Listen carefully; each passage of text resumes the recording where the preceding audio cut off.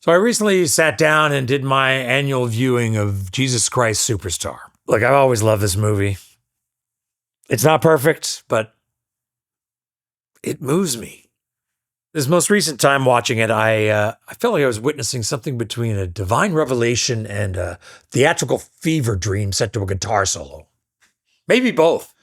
This film is loud, chaotic, messy, and somehow kind of brilliant.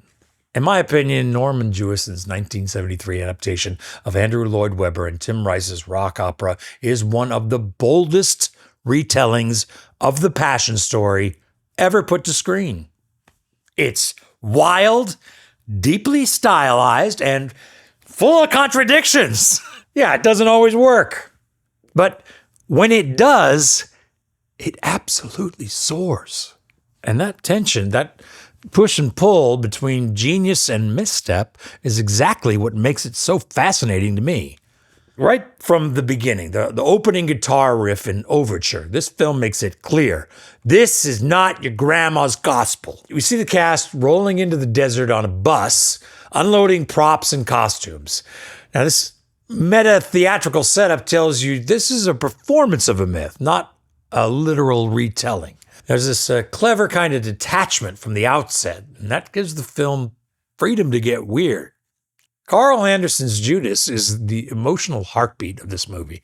In Heaven on Their Minds, he stalks across a ruinous stone landscape, already unraveling, already desperate.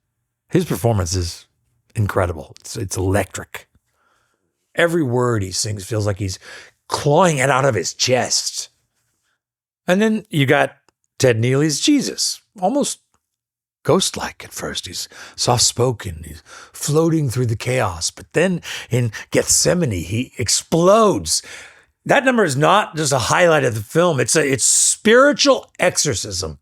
And stylistically, visually, Jewison goes all in. He films in the deserts of Israel, but the cast is wearing this surreal mix of biblical robes and 1970s glam. You got Roman soldiers in tank tops and reflective helmets and sunglasses. But that mashup, the ancient and the modern, the sacred and the profane, it feels like a statement.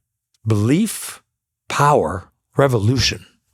These things transcend time. But, yeah, it's not perfect.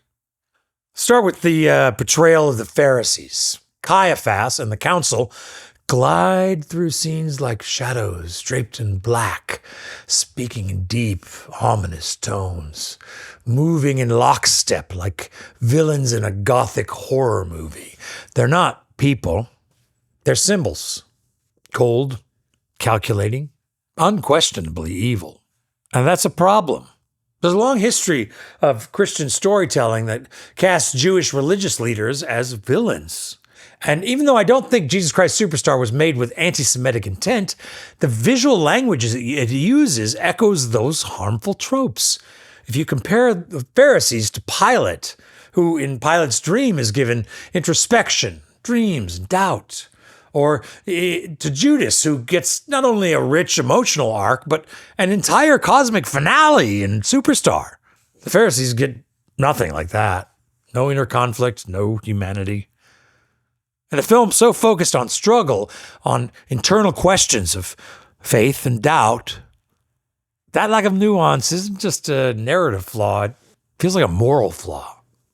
Also, the treatment of Mary Magdalene is pretty flawed too. She's one of the few prominent women in the story, and while Yvonne Elliman's performance is tender and genuine, the script gives her almost nothing to do beyond caring for Jesus and singing about how confused she is by her feelings.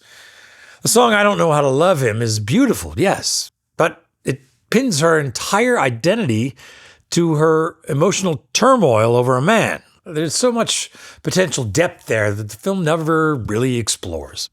Also, the racial dynamics in the casting deserve to be mentioned. Carl Anderson, a black actor, plays Judas, the betrayer, opposite Ted Neely's very white Jesus. The optics of that dynamic, especially when paired with how Judas is portrayed as impulsive and ultimately damned, are uncomfortable. It doesn't mean the film's racist, but it's something that I can't ignore, especially in a story that is so steeped in power, betrayal, and judgment. Art doesn't exist in a vacuum. When you amplify a stereotype, especially in a story this loaded with historical trauma, you gotta take responsibility for it. And on that front, I think the film stumbles a little. And yet I cannot shake it. For all its flaws, Jesus Christ Superstar is alive in a way that very few films are, especially nowadays. It's messy, it's uneven, sometimes even reckless, but it burns with questions. Faith, fame, doubt, betrayal, sacrifice.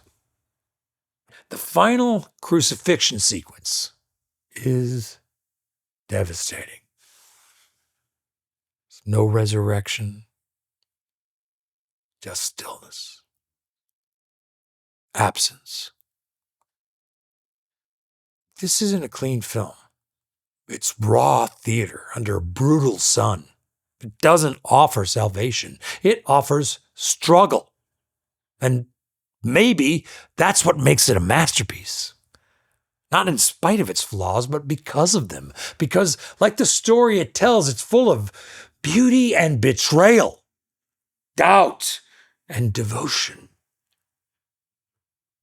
Human failure wrapped around divine mystery. I can't help but admire it.